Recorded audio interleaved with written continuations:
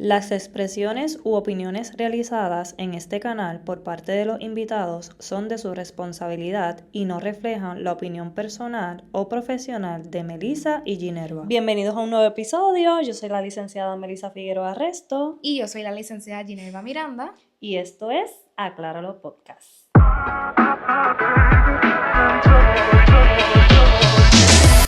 En el episodio de hoy hablaremos cómo afecta un problema auditivo en el habla.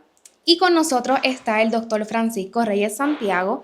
El doctor posee una maestría en patología del habla y lenguaje y posterior a eso continuó un doctorado en audiología, especializándose en el área de pediatría en Johns Hopkins All Children's Hospital. Trabaja en oficinas médicas y en hospitales y es profesor del programa de PHL en la Universidad Albizu. Bienvenido, Francisco, es un gusto siempre coincidir contigo. ¿Cómo estás? Pues me encuentro muy bien, siempre es un gusto coincidir con ustedes y colaborar, así que ¿cómo se encuentran ustedes? ¿Están bien? Yo también estoy bien. Y yo también, estamos súper. Vamos ahora a hablar en arroz y habichuela. Eso nos gusta, en arroz habichuela, Francisco. Aquí vamos a hablar sobre todo eso en arroz habichuela. Me parece bien. Primera pregunta, ¿de qué manera un problema auditivo puede influir en el desarrollo de habla de una persona? Pues mira, el desarrollo de habla típicamente nosotros pues, los profesionales lo dividimos por etapas, ¿verdad?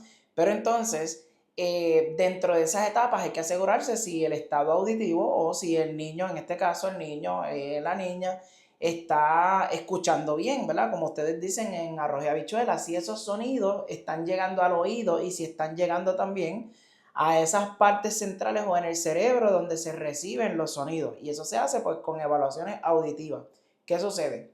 Si un niño o alguna niña no está escuchando bien, sea por una situación auditiva temporera, como son las infecciones de oído, que son sumamente comunes en los niños. Y eso lo vemos mucho en habla y lenguaje también. Definitivo. Que de hecho que a ustedes les llegan muchos niños, ¿verdad? Con ese tipo de situaciones y nos refieren a nosotros y viceversa. Nosotros y creo que, perdona que te interrumpa, creo que el profesional debe estar adiestrado a esto, ¿verdad? Que tenga el conocimiento, obviamente, ¿verdad? Pues nosotros en habla y lenguaje cogemos clases de audiología, pero que debe estar informado en lo nuevo porque usualmente yo lo veo, ¿verdad? Personalmente yo lo veo cuando hay un niño que tiene problemas en la parte de articulación fonética, fonológico, pues yo siempre me gusta descartar esa área de audiología. Si el niño no se ha hecho una prueba de audición. De hecho, y te agrego, ¿verdad? Para seguir conectando con lo que me habías preguntado, te agrego que también los audiólogos se supone que se entrenen en el área de habla y lenguaje, ¿verdad? Hay unos cursos que se supone que tomen también, además de educación continua en la universidad y todo eso,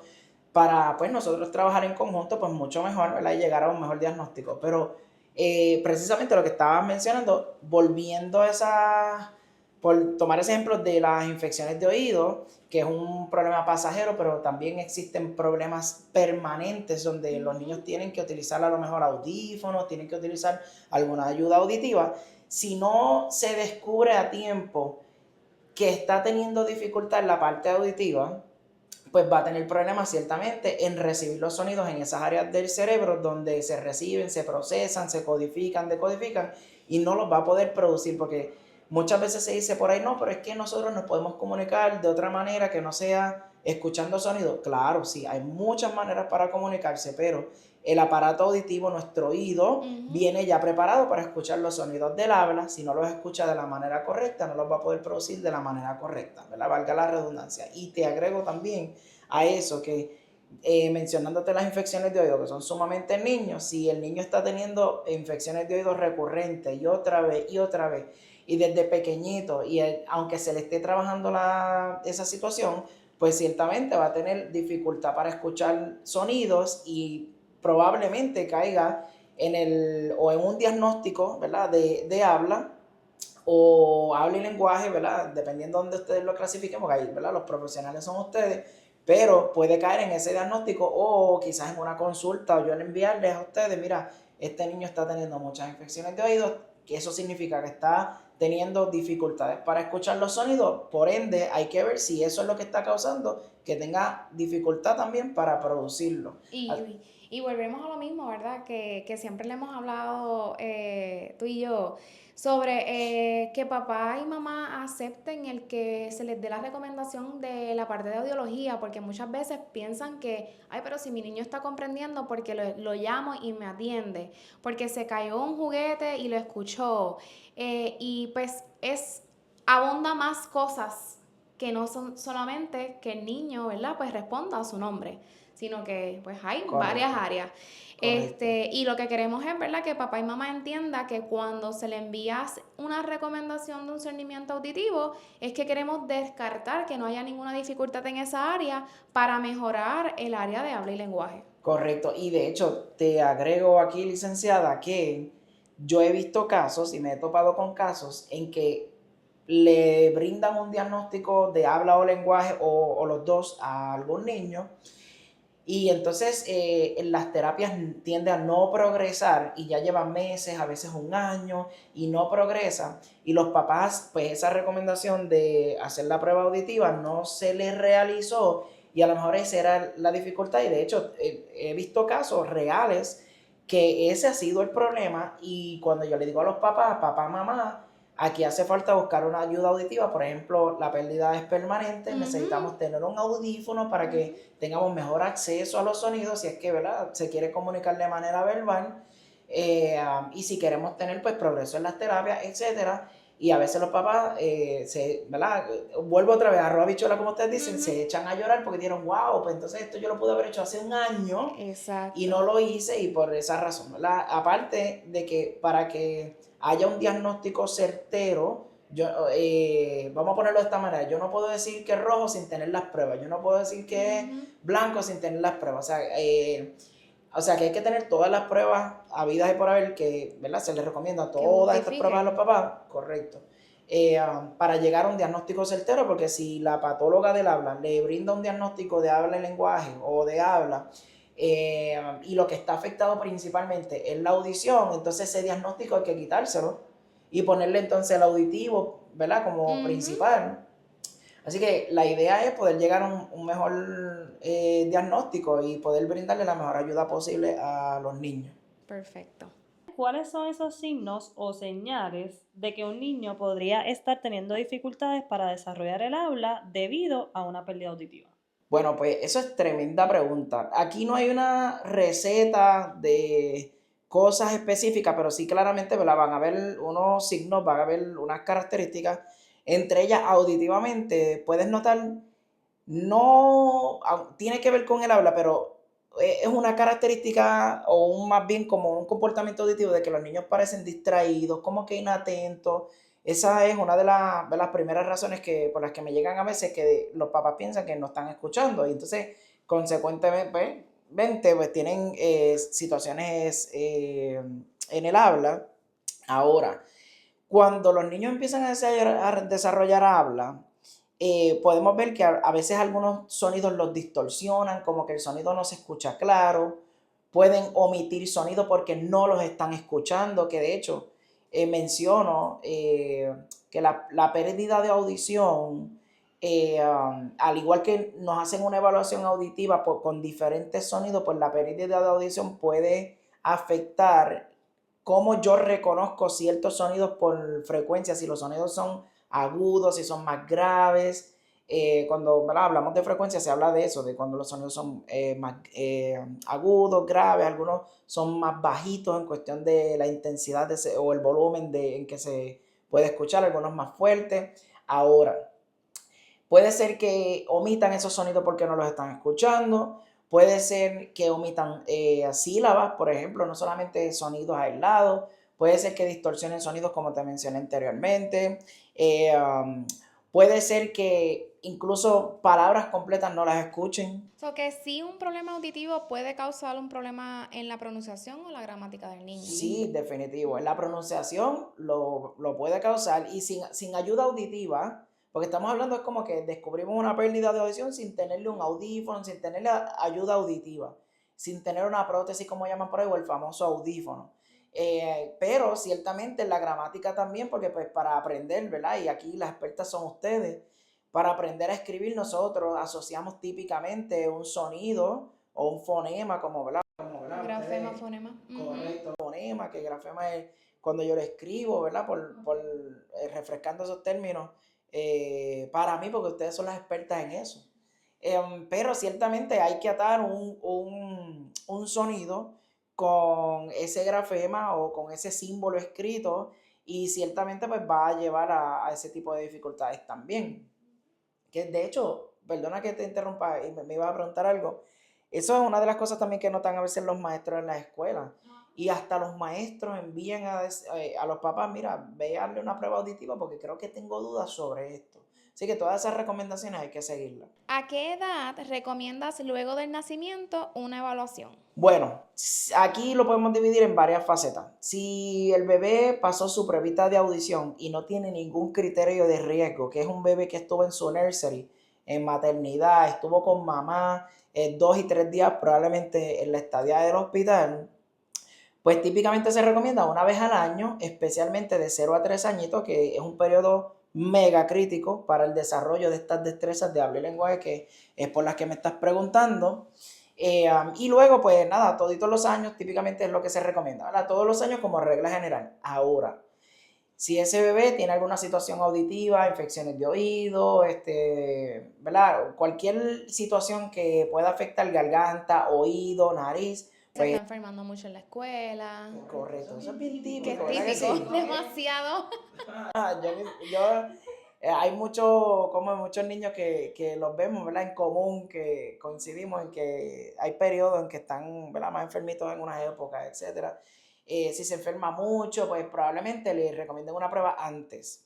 Pero si es un bebé que estuvo en una salita de intensivo neonatal, como es lo que llaman el NICU, y tiene algún criterio de riesgo, que eso lo identifican los médicos, lo identifica el audiólogo, que también visita esa sala de NICU a evaluar a ese pacientito o ese bebé, pues ya se dan otro tipo de recomendaciones. A veces hay recomendaciones de hacerle la prueba a los 3 meses, a los 6 meses, 9 meses y luego entonces un añito, dependiendo, ¿verdad? Si hay alguna condición médica envuelta. Regla general también, si solamente estuvo en ese salita de intensivo con antibióticos, que no tiene criterios de riesgo, pero no son extremos, vamos a llamarlo así también, arroz y habichuela, para seguir dándole nombre a esa frase. Podcast. Este podcast también.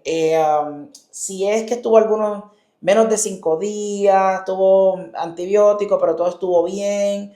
Típicamente los audiólogos lo citan en una evaluación entre 6 a 9 meses. La recomendación de lo que le llaman el Joint Committee of Infant Hearing es a los 9 meses. Pero típicamente entre 6 a 9 meses. Es un poco antes del año. Volviendo en arroyo habichuela, un poquito antes del año, para establecer o determinar que todo está bien, que no hay nada afectando la parte auditiva por esos criterios de riesgo cuando nació. Y entonces, luego de eso, pues, si sale bien en esa evaluación, se le cita una vez al año o dependiendo cómo su patóloga de la habla, terapista, pediatra le recomiende. Otra pregunta que tenemos por aquí es, ¿el retraso en el diagnóstico de un problema auditivo puede afectar irreversiblemente el desarrollo del habla? Wow, esa es una pregunta bien. Se puede contestar con muchas cosas, pero que lo afecte irreversiblemente el desarrollo pudiera tenerlo sí, si la pérdida auditiva fuera progresiva, si es muy severa, lo que llaman a veces severa, profunda, donde hay un impacto, valga la redundancia que lo voy a decir otra vez, severo, que sea grave en cuestión de que sin ayuda auditiva le lleguen esos sonidos, pues, y si se identifica tarde también, si se identifica esa pérdida de audición tarde, sí va a haber quizás ¿verdad? Esto depende de todos los niños, depende de cada caso, pero sí puede haber un daño irreparable en el desarrollo del habla, así que mientras más temprano se atiende, mejor prognosis, o para dividir esa palabrota de prognosis, mejor va a ser pues el progreso de este bebito o este pacientito más adelante, ¿verdad? En su crecimiento y desarrollo. Así que la respuesta es que sí, se puede responder de muchas maneras, pero si no se identifica un desorden auditivo, una pérdida auditiva a tiempo, ciertamente va a haber un impacto increíble en el desarrollo del habla. Y por la edad también, porque el niño va a seguir creciendo y entonces el problema puede seguir agravándose y afectarle en diferentes áreas, no tan solo ahora Correcto. lenguaje, audición, sino a nivel conductual. Correcto, correcto. Estás en lo cierto. Y de hecho, una de las razones por que se empieza a evaluar ¿verdad? Se empieza a evaluar auditivamente a los niños desde que nacen, desde recién nacidos, es que antes se identificaban, ¿verdad? Esto nos dice la literatura, a los 3 años,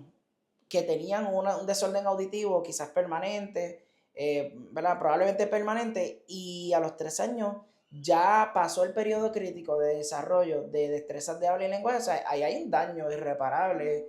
O sea, claro que con terapia puede mejorar en el tiempo, claro que sí, pero supongamos que la pérdida de audición se identificó a los 3 años y eso progresó y no se atendió luego de esos 3 años. Se empieza a atender a los 3 años, pero no se atendió con la rapidez que ameritaba, pues ciertamente va a haber un daño, ¿verdad?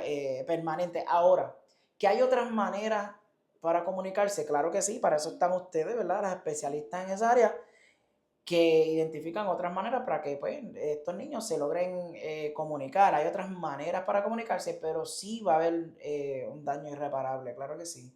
Y vuelvo y repito, no todo es blanco y negro, ¿verdad? En el área de audición, pero de que va a haber un daño, lo puede haber y eso depende de cada caso y también de la atención que se le brinde, ¿verdad? Las terapias, etcétera. ¿Qué tipo de terapias o ejercicios recomiendas para mejorar el habla en personas con alguna pérdida auditiva?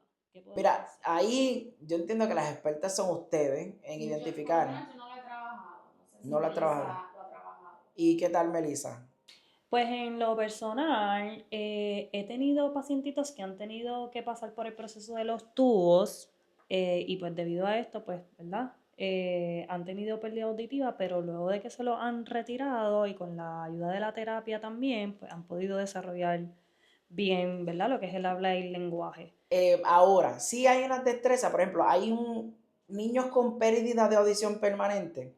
Hay como yo digo, como un paquete de destrezas o de ideas o de tipos de terapias que se pudieran brindar que se llaman rehabilitación oral o habilitación oral. Claro, ahí dentro de esas dos palabras hay cientos de estrategias que se pueden utilizar para mejorar destrezas de habla y lenguaje, pero entre ellas, para los niños, por ejemplo, más pequeñitos, desde pequeñitos se le puede enseñar a los niños a cómo saber si hay un sonido presente en el ambiente, que eso es detección de sonido, conciencia de que hay sonido, esa es una de las estrategias. Cómo identificar los sonidos, cómo comprender qué significan esos sonidos, que ese es como uno de los, ¿verdad? De las modalidades un poquito más altas, que los identifiquen, que los discriminen, que sepan que, ¿verdad? Al identificar, dependiendo cómo es la tarea, pero que sepan que un sonido puede tener un significado atado a algo, por ejemplo, que escuchen el sonido de un perro y puedan señalar, identificar que es un perro que está ladrando. Sí, eso lo trabajamos también en terapia. Exacto, que meramente trabajar con sonidos, empezando por ahí, puede ayudar a la detección, ¿verdad? De estos sonidos. Que cuando alguien habla, un niño ya sepa detectar, oh, alguien me está hablando, eso es un sonido. O es abuela, que lo hacemos, que lo notamos mucho en terapia, porque a veces me pasa aquí mismo en la clínica. A veces estoy sola, no hay más nadie, pero a papá o abuelito habló en la salita. O pasaron para ir al baño y entonces se escuchó y el nene dice, mamá, abuela, entonces, ¿verdad? Preguntan si es el sonido porque escucharon un sonido diferente a la voz que están escuchando de mí. Exacto, y entre eso pueden discriminar, identificar y pues posteriormente, que es una destreza un poquito más elevada, pues comprender que todos esos sonidos significan algo. Y ¿verdad? Más adelante, pues comprender, el que lleva a comprensión, valga la redundancia, comprender el mensaje, ¿verdad? Que se está llevando para que ellos también puedan entonces repetir entre ellos, ¿verdad? O responder también.